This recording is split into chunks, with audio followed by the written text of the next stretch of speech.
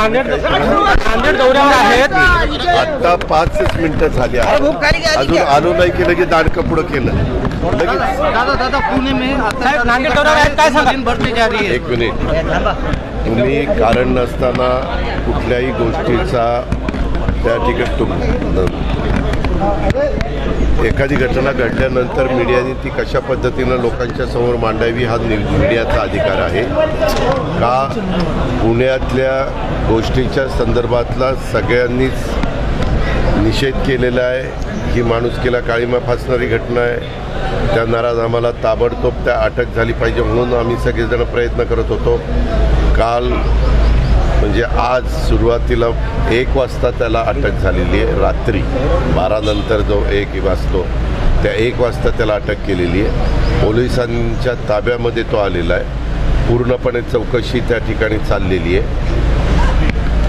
आज कोर्टामध्ये देखील त्याला हजर त्या ठिकाणी केलं जाणार आहे आणि त्याच्यातून काय वस्तुस्थिती आहे ते सगळं निष्पन्न त्या ठिकाणी होईल. प्रतिकार केला असता तर तिथे लोक धावून आले असते. अरे थांबा रे बाबा, त्यामध्ये पहिल्यांदा आता कुणी तुम्ही अमुक असा म्हटला तमुक तसा म्हटला असं काही मला विचारू नका. मी तुम्हाला सगळ्यांना तुमच्यामार्फत महाराष्ट्रातल्या जनतेला एवढं सांगू इच्छितो.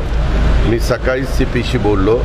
CPंनी मला सांगितलं की त्यांना 1 वाजता ताब्यामध्ये घेतलेलं आहे आणि त्याची चौकशी चालू आहे.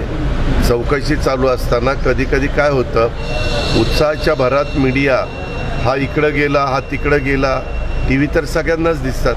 वास्तविक अशा प्रकारच्या काही बातम्या ह्या जी विकृत व्यक्ती असते, जी अतिशय काळीमा फासणारी व्यक्ती असती, त्या व्यक्तीला पकडण्याच्या करता ह्या वेगळ्या प्रकारच्या काही बातम्या दिल्या तर ते पण त्या बातम्या बघून की बाबा अमुक अमुक व्यक्ती अमक्या अमक्या राज्यात गेली, तमुक व्यक्ती तमक्या जिल्ह्यात गेली, शहरात गेली. त्या खरं तर काही थोडंसं तारतम्य हे सगळ्यांनी ठेवलं पाहिजे. आम्ही राजकीय लोकांनी पण ठेवलं पाहिजे आणि त्याच्यातून जो दोषी आहे त्या दोषीला पकडण्याच्या करता ह्या बातम्यांचा उपयोग त्याला आणखीन स्वतःला लपवण्याच्या करता होता कामा नये ही पण खबरदारी आहे. संजय राऊत यांनी टीका केली आहे की मला एक सांगतो, हे प्रत्येक वेळेस तुम्ही जे कोण तुम्ही व्यक्तीचं नाव घेतात ते रोज सकाळी 10 वाजता का 9 वाजता काय ते बोलतात. तर प्रत्येकाला उत्तर देणं आम्ही बांधील नाही. निवडणुकीत गुंडांनी काम केलं भाजप आणि राष्ट्रवादीच्या. आम्ही काय झालं निवडणुकीमध्ये पुण्यातल्या गुंडांनी भाजप आणि राष्ट्रवादीचा प्रचार केला. त्याच्या संदर्भामध्ये जर काही तक्रार असेल, जे गुंड असतील त्यांच्या नावानिशी तक्रार दिली तर पोलीस चौकशी करतात.